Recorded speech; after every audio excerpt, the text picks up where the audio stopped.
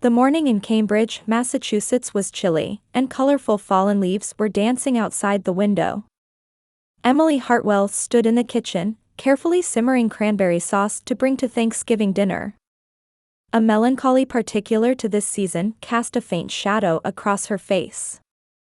"Mama, what's this?" 5-year-old Ethan dragged a chair into the kitchen. His large brown eyes sparkled with curiosity.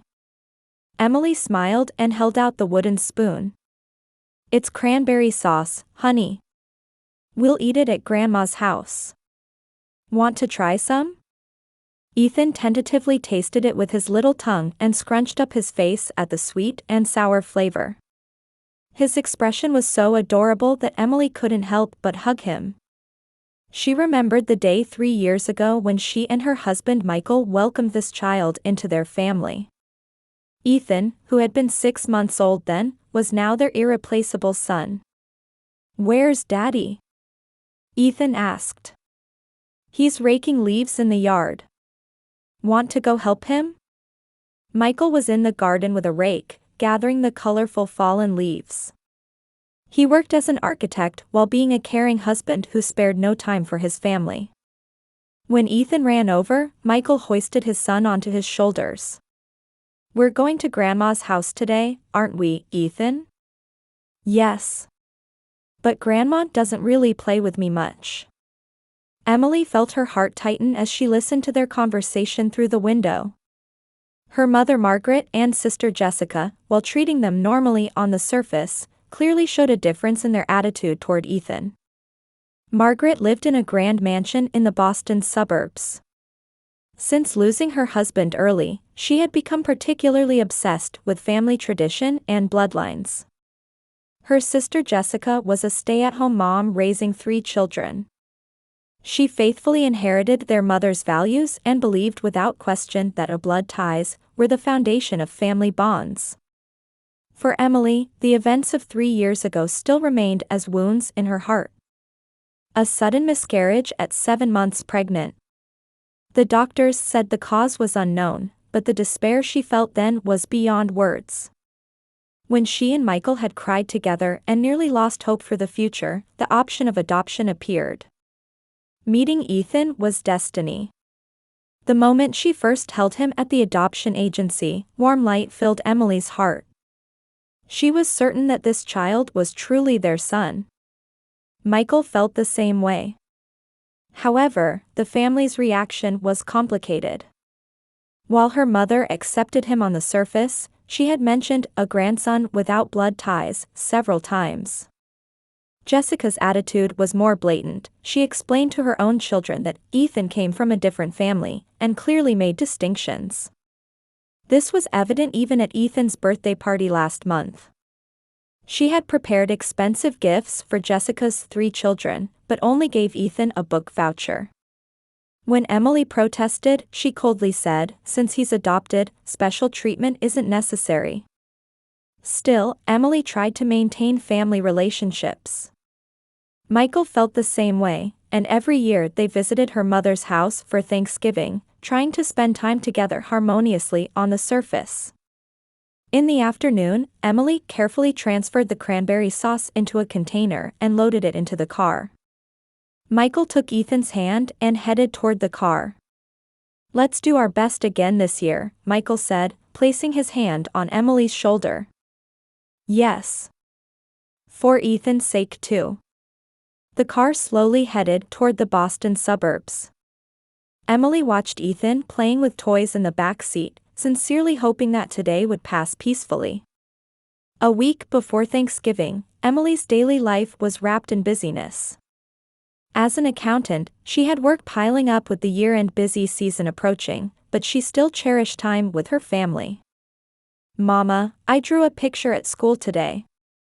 When Ethan came home from kindergarten, he proudly showed her the drawing paper clutched in his small hands.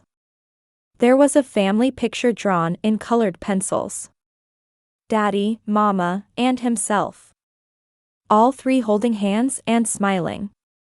"That's very good, Ethan. Let's put it on the refrigerator." As Emily hugged her son, she realized anew how precious this child was to her. Blood ties didn't matter. This child was undoubtedly her son. However, an event occurred that cast a shadow over their peaceful daily life. It happened on a Saturday afternoon when they attended a birthday party for one of Ethan's classmates. Jessica and her 3 children were also at the park where the party was held. "Oh, Emily. Ethan's here too." Jessica's voice had an artificial brightness to it. Her son Ryan was 7, and the twin daughters were 6, all slightly older than Ethan. "Hello, Jessica. How are the children?" "Fine, thank you." "Ryan, say hello to Ethan." Ryan gave Emily a small wave but didn't even look at Ethan. The twin daughters acted the same way, treating Ethan as if he were invisible. "Want to play together?" Ethan called out innocently, but the children shook their heads. "Mama told us. Since he's not a real cousin, we don't have to be especially nice to him." Ryan's words pierced Emily's heart like an icy blade. Ethan didn't understand the meaning and looked confused. "Ryan. You shouldn't say such things," Emily said, desperately trying to control her anger. Jessica shrugged. "Children are honest. But you shouldn't say things that hurt Ethan's feelings, Ryan." While it appeared she was scolding him on the surface, there was no color of remorse in her tone. Emily took her son's hand and left the scene. In the car on the way home, Ethan asked in a small voice, "Mama, am I not a real cousin?" Emily fought back tears while driving. "Ethan, you are our precious son. That's what matters most." But whether there are blood ties or not, family that loves each other is real family.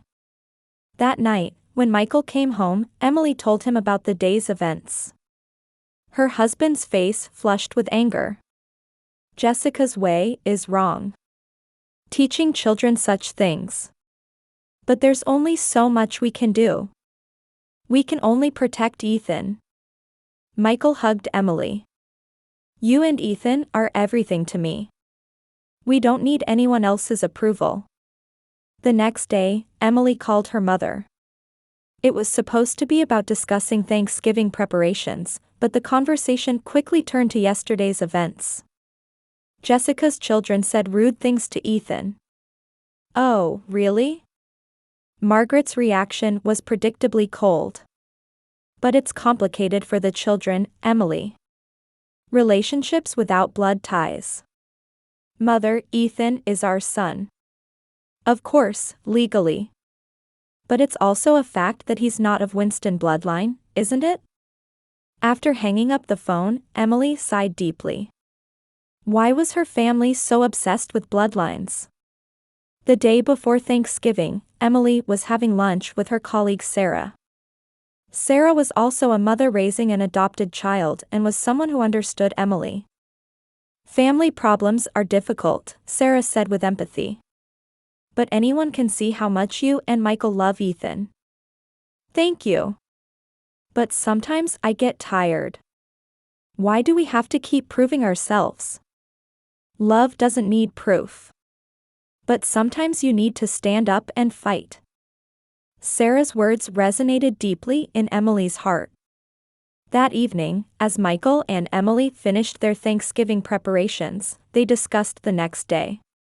"Mother and Jessica's attitudes probably won't change this year either," Emily said while putting the cranberry sauce in the refrigerator. "But I think your efforts to maintain family relationships for Ethan's sake are wonderful." "Is that really true? Sometimes I think I should stand up to their attitudes." Michael placed his hand on his wife's shoulder. "I trust your judgment. But if Ethan gets hurt, we have to protect him." On Thanksgiving morning, Emily got up early to finish the final preparations. Ethan was wearing new clothes and spinning happily in front of the mirror. "Let's have a wonderful time at Grandma's house today," Emily said while fixing her son's hair. "Are Ryan and the others coming too?" "Yes, they're coming. We'll all have dinner together. Before getting in the car, Michael squeezed Emily's hand. Whatever happens, we're family. Don't forget that. Yes. We're a real family. During the drive to Margaret's house, Emily watched Ethan singing in the back seat. She wanted to protect this child's innocent smile. For that, she was prepared to fight any difficulty. When Emily and her family arrived at Margaret's mansion, Jessica's car was already parked in the driveway. The front door opened and Margaret appeared. She had her gray hair perfectly set and wore an elegant navy dress with a pearl necklace. Emily, Michael, welcome. She greeted Emily and Michael warmly but only lightly patted Ethan's head. The difference was subtle but definitely there. In the living room, Jessica and her husband Brad, along with their 3 children, were already relaxing. A fire burned in the fireplace, filling the entire room with warm light. Emily. Good to see you, Jessica stood up and embraced her. Ethan came too. Hello there.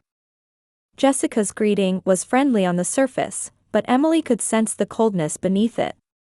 The children gradually began playing in the living room, but Ryan and the twin daughters didn't try to include Ethan. Ethan was reading a picture book by himself but occasionally showed a lonely expression. Dinner is ready, Margaret announced. The large table in the dining room was laid with traditional Thanksgiving dishes. Turkey, mashed potatoes, stuffing, and the cranberry sauce Emily had brought. The table decorations were also perfect, reflecting Margaret's meticulous personality. When they took their seats, adults and children naturally separated. Emily sat next to Ethan, with Michael sitting across from them. Margaret sat at the head of the table, maintaining a queen-like dignity.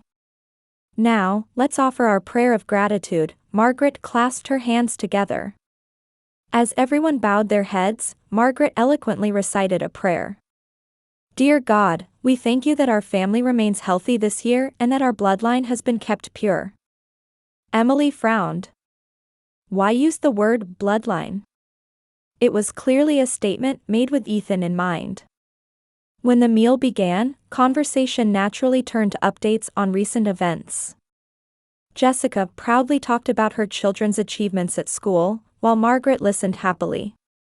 Ryan got a perfect score on his math test. As expected from someone with Winston blood, Jessica said proudly. Wonderful. Intelligence is hereditary, Margaret smiled. Emily felt uncomfortable but tried to remain calm. Ethan is very good at drawing too. His teacher praises him. Oh, really? Margaret's response was lukewarm. Artistic talent is important too, but academics are more important for the future. The conversation continued for a while, but tension gradually built. When dessert time came, Jessica's children began openly ignoring Ethan. Hey, Mama, one of the twins, Emma, said loudly. Why does Ethan look different from us? Emma, you shouldn't ask such things, Brad hurriedly tried to stop her. However, Jessica didn't stop her daughter. Rather, she smiled as if she had found an opportunity. Emma, Ethan is adopted. That means he's not real family.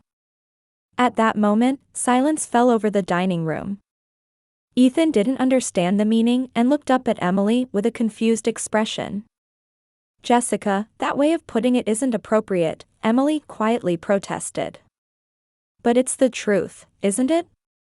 Jessica shrugged. It's best to be honest with children. Margaret put down her wine glass and opened her mouth. That's right. It's important to understand family history correctly. Mother, what are you trying to say? Emily asked, feeling anxious. Margaret smiled and said, Actually, Emily, I've been thinking about your miscarriage 3 years ago. Emily's face changed color. What are you? It was really difficult at the time. But now that I think about it, Margaret took a sip of wine before continuing. Thanks to your miscarriage, our family line wasn't tainted, don't you think? Emily gasped. Michael started to stand up, but Emily stopped him with her hand. Mother, what are you saying? Well, think about it, Margaret smiled with satisfaction. If that child had been born, you wouldn't have needed to adopt. Then, the relatives began chuckling. Jessica was also smiling in agreement. That's right, Jessica stood up and placed her hand on Ethan's head. After all, just the real grandchildren are enough. Ethan didn't understand the adults' conversation and looked anxiously at his mother. Emily's heart was beating violently. Anger, sadness, and some other emotions swirled in her chest. As the relatives' laughter continued, Emily quietly stood up. Then, from the handbag she had brought, she took out an envelope. Would you still say the same thing after seeing this? Emily's voice was quiet, but there was steel-like strength in it. She placed the envelope in the center of the table. At that moment, the laughter stopped. The smiles disappeared from Margaret and Jessica's faces as they stared at the envelope. What is that? Margaret's voice mixed with agitation. A private investigator's report, Emily answered calmly. I had them investigate my miscarriage from 3 years ago. Jessica's face turned pale. Investigation report, what did you investigate? Emily opened the envelope and took out the contents. It was a detailed report spanning dozens of pages. Mother, Jessica, Emily looked at both of them. Do you remember what you did when you learned about my pregnancy? I don't know what you're talking about, Margaret said in a trembling voice. You recommended special tea to me. You said it was herbal tea that was good for pregnant women. Heavy silence fell over the dining room. Michael placed his hand on his wife's shoulder, and Ethan, sensing the adults' tense atmosphere, huddled closer.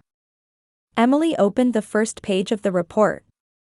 This report contains all of your terrible truth. Margaret and Jessica's faces turned white.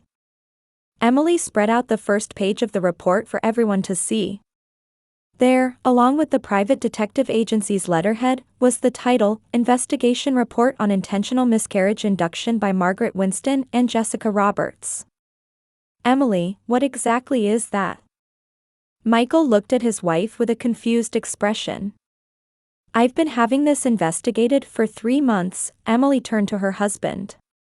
There were things about the miscarriage that I couldn't accept. Margaret gripped her napkin with trembling hands. Emily, what are you suspecting? We're your mother and sister. That's right, Mother. That's exactly why I wanted to know the truth, Emily turned the page of the report. Remember when I was 7 months pregnant? The day you and Jessica visited my house. Cold sweat appeared on Jessica's face. What are you talking about? I don't remember. You're lying, Emily's voice was quiet but full of conviction. October 15, 2021, Saturday afternoon. You visited our house saying you wanted to consult about health management during pregnancy. Emily opened the next page of the report. There were detailed timelines and evidence photos. That day, you brought special herbal tea for me. Mother explained it as a secret blend passed down through the Winston family for generations. Margaret's lips turned pale. That was really good for your health. No, Emily declared. Here are the component analysis results of that tea. Look at page 12 of the report. She opened the relevant page. Detailed chemical analysis results were recorded there. Pennyroyal, tansy, angelica root, Emily read them one by one. These are all extremely dangerous herbs for pregnant women. Pennyroyal in particular is famous as a plant used in folk remedies for abortion. Heavy silence fell over the dining room. Brad told the children to go play in the next room, but the children couldn't move due to the adults' tense atmosphere. It was a coincidence, Jessica said in a trembling voice. We didn't know such things. Really? Emily smiled coldly. Then how do you explain this? The next page showed Jessica's computer search history that the private investigator had legally obtained. September 20th, 2021, pregnancy termination natural methods, pennyroyal pregnancy effects, herbs that cause miscarriage. Emily read the search history. These were all searched from your computer, Jessica. Jessica's face turned ashen. That was just research. General knowledge. September 20th was the day after I reported my pregnancy to you, Emily continued mercilessly. And here's even more decisive evidence. She opened another page. There was a printout of emails. These are email exchanges between you two. Margaret tried to stand up, but her legs wobbled and she sat back down in the chair. From Jessica to Margaret, sent October 1st, 2021, Emily began reading. Mama, about Emily's situation, if that child is born, the Winston bloodline will be diluted. Isn't there some way? Stop, Jessica screamed. Don't read anymore. But Emily continued. Margaret's reply, same day, Jessica, I was thinking the same thing. There's a story I heard from grandmother long ago. We might be able to solve the problem naturally. Michael clenched his fists. Unbelievable. You tried to, your own daughter and grandchild. No. Margaret screamed tearfully. We were just thinking about the family's future.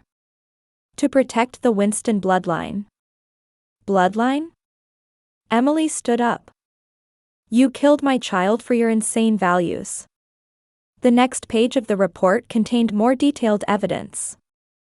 Herb purchase records, specialized book order histories, and as decisive evidence, records of Jessica asking on online forums about methods to prevent sister-in-law's pregnancy. October 10th, you asked a question on a pregnancy prevention forum. Emily showed a screenshot. The post, want to end sister-in-law's pregnancy to protect family bloodline. Are there natural methods? That was. Jessica was at a loss for words. And on October 15th, you executed your plan. Emily's voice trembled with anger. You made me trust you, disguised it as a family love, and made me drink murderous tea. Margaret broke down crying. Emily, please, we were thinking of the family. Family? Emily laughed coldly. Do families kill family? My baby died as a victim of your madness. The last page of the report included a physician's opinion. It was the result of a specialist Emily had secretly commissioned to analyze the symptoms at the time and the herb components. Obstetrician Dr. Johnson's opinion, Emily read aloud. The combination of herbs the patient ingested has an extremely high possibility of fatal effects on a 7-month fetus. Simultaneous ingestion of pennyroyal and tansy in particular has a very high risk of causing uterine contractions and placental abruption, leading to miscarriage. Ethan called Mama in a small voice. Emily picked up her son and gently stroked his head. It's okay, Ethan. Mama is here. Michael stood up. Emily, let's call the police. It's already done, Emily answered calmly. Copies of the report have already been submitted to the prosecutor's office. Arrest warrants are scheduled to be issued this evening. The color drained from Margaret and Jessica's faces. Arrest? But, Jessica said in a trembling voice. You attempted murder and ultimately killed my child, Emily declared coldly. Legally, you'll be charged with fetal homicide. At that moment, the front doorbell rang. When Michael went to check, 2 uniformed police officers were standing there. Are Margaret Winston and Jessica Roberts here? Emily looked at her mother and sister while holding her son. You took a child away from me. But God gave me Ethan. True love is not blood ties, but heart connections. When the police officers entered the dining room, Margaret collapsed in her chair and Jessica clung to her husband, crying. 6 months later, on a spring afternoon, Emily sat on the living room sofa holding a letter. The sender was Massachusetts Women's Correctional Facility, from Margaret. Margaret and Jessica had been indicted for fetal homicide and each received 8-year prison sentences. During the trial, their premeditated crime was proven in detail and attracted public attention. Local media reported it extensively as a tragedy caused by abnormal obsession with bloodlines, and it became a catalyst for social discussion to deepen understanding of adoption. Without opening the letter, Emily watched Ethan and Michael playing in the garden. Ethan had turned 8 and was growing even brighter than before. Since the Thanksgiving incident, he sometimes said, "I have scary dreams about that day," but he was gradually recovering thanks to counseling. "Mama, look. Daddy is pushing me on the swing." Ethan's carefree laughter echoed into the house. Emily smiled and decided to tear up the letter. She no longer needed apologies or excuses from her mother. When Michael and Ethan returned to the house, the three headed to the kitchen. Tonight was a new family tradition, cooking together every weekend. "What are we making today?" Ethan asked with expectant eyes. "Your favorite spaghetti bolognese," Emily answered, and Ethan cheered. While cooking, Emily reflected on the changes over the past 6 months. After the incident, Michael's parents visited more frequently and loved Ethan like their own grandson. Emily's work colleagues continued their warm support, and it became clear who her true friends were. "Emily, about next week's school presentation," Michael said while stirring the tomato sauce. "Ethan is going to recite poetry as the class representative." "Really? That's wonderful, Ethan." "Yes. I'm going to read a poem I wrote called A Family," Ethan said proudly, puffing out his chest. Emily hugged her son. She was happier than anything that this child had written a poem about a family. Ethan clearly understood what was more important than blood ties. After dinner, as the three relaxed in the living room, Ethan asked in a small voice, "Mama, Daddy, have we become a normal family now?" Emily and Michael looked at each other. "What do you mean?" Emily asked gently. "Before, Grandma and the others said I was different, right? But now, nobody says such things."